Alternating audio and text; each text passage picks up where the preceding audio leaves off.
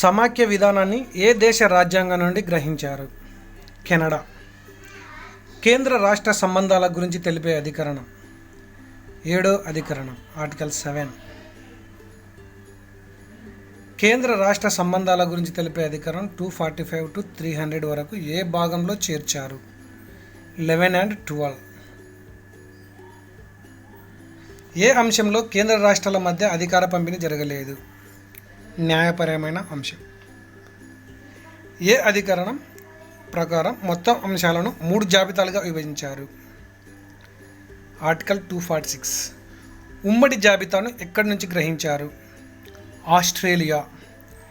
కేంద్ర జాబితాలో చేర్చిన ప్రధానమైన అంశాలు: విదేశీ వ్యవహారాలు, రక్షణ, రైల్వేలు, banking, currency, postal and telegraph, నౌకా కేంద్రాలు, ఎన్నికలు, పౌరసత్వం, అణుశక్తి. రాష్ట్ర జాబితాలోని ప్రధానమైన అంశాలు: శాంతి భద్రతలు, పోలీస్, వ్యవసాయం, నీటిపారుదల, ఆరోగ్యం, గ్రంథాలయాలు, గనులు, వడ్డీ వ్యాపారం మొదలైనవి.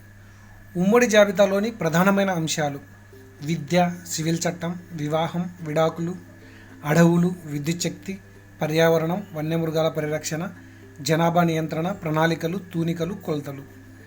అవశిష్ట అధికారాలను ఎక్కడ నుంచి గ్రహించారు? కెనడా దేశం నుండి. అవశిష్ట అధికారాలపై శాసనాధికారం ఎవరికి ఉంది? Parliament.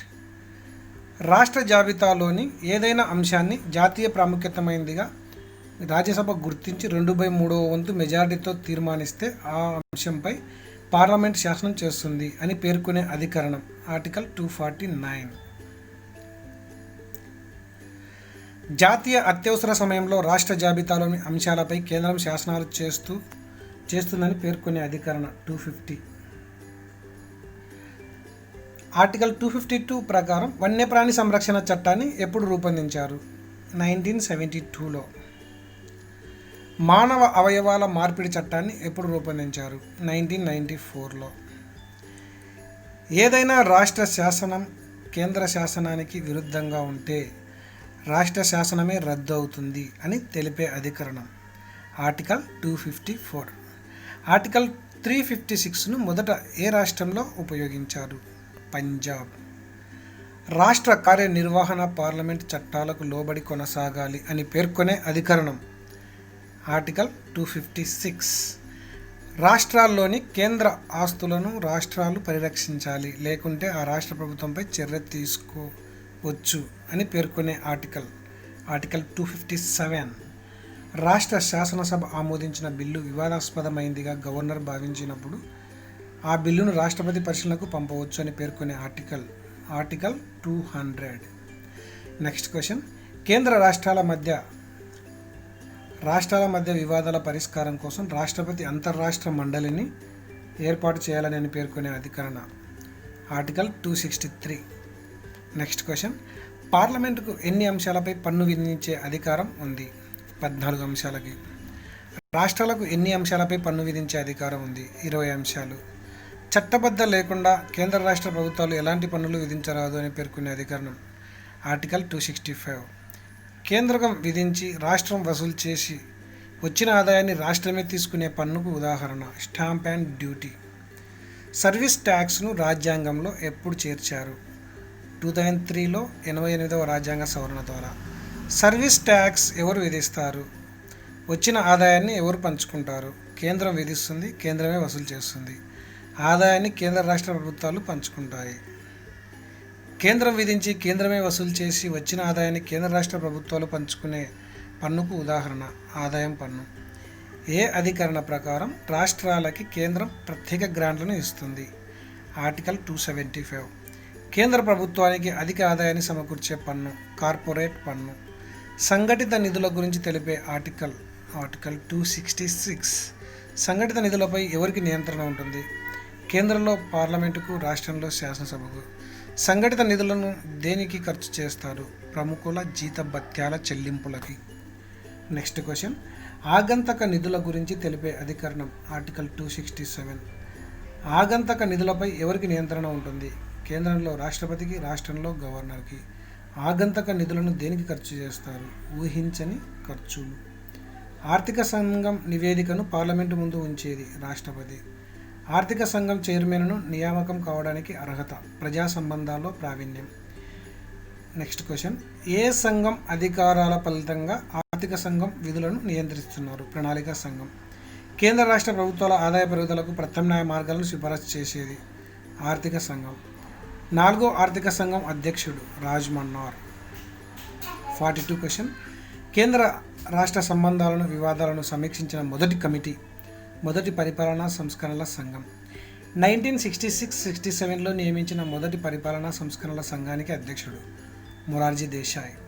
44th question, Lokpal Lokayukta వ్యవస్థను ఏర్పాటు చేయాలని సిఫారసు చేసిన కమిటీ పరిపాలనా సంస్కరణల సంఘం. పరిపాలనా అనుభవం ఉన్న వ్యక్తినే గవర్నర్గా నియమించాలని సిఫారసు చేసిన కమిటీ పరిపాలనా సంస్కరణల సంఘం. కేంద్ర రాష్ట్ర సంబంధాల పరిశీలనకు 1969లో తమిళనాడు ప్రభుత్వం నియమించిన committee Raj Mannar committee. 47 question, భారత రాజ్యాంగంలోని ఏకకేంద్ర ప్రభుత్వ ధోరణులను వ్యక్తం చేసిన కమిటీ రాజ్ మన్నార్ కమిటీ. అధికరణ 256ను తొలగించాలని సిఫారసు చేసిన కమిటీ రాజ్ మన్నార్. రాజ్యసభలో ఎన్ని రాష్ట్రాలకు సమాన ప్రాతినిధ్యం కల్పించాలని సిఫారసు చేసిన committee Rajamannar. 50th question, అవశిష్ట అధికారాలను రాష్ట్రాలకు బదలాయించాలని సిఫారసు చేసిన కమిటీ రాజ్ మన్నార్ కమిటీ. 51, కేంద్ర రాష్ట్ర సంబంధాలకు సంబంధించి సిక్కుమత నాయకులు చేసిన తీర్మానం ఆనందపూర్ సాహిబ్ తీర్మానం 1973. జాతీయ ప్రాముఖ్యత ఉన్న అంశాలను మాత్రమే కేంద్రం ఉంచుకొని మిగతా వాటిని రాష్ట్రాలకు బదలాయించాలని సిఫారసు చేసింది ఆనందపూర్ సాహిబ్ తీర్మానం. భారత రాజ్యాంగంలోని రాష్ట్రాల సమ్మేళనం అనే పదాన్ని తొలగించి సమాఖ్య అనే పదాన్ని చేర్చాలని సిఫారసు చేసింది పశ్చిమ బెంగాల్ ప్రభుత్వం మెమరాండం 1977. కొత్త రాష్ట్రాల ఏర్పాటులో రాష్ట్ర ప్రభుత్వ అభిప్రాయాలను పరిగణలోకి తీసుకోవాలని సూచించింది ఎవరు? పశ్చిమ బెంగాల్ ప్రభుత్వ మెమరాండం. కేంద్ర రాష్ట్రాల మధ్య వివాదాలు పరిష్కరించడానికి 1983లో కేంద్ర ప్రభుత్వం నియమించిన కమిటీ రంజిత్ సింగ్ సర్కారియా కమిటీ.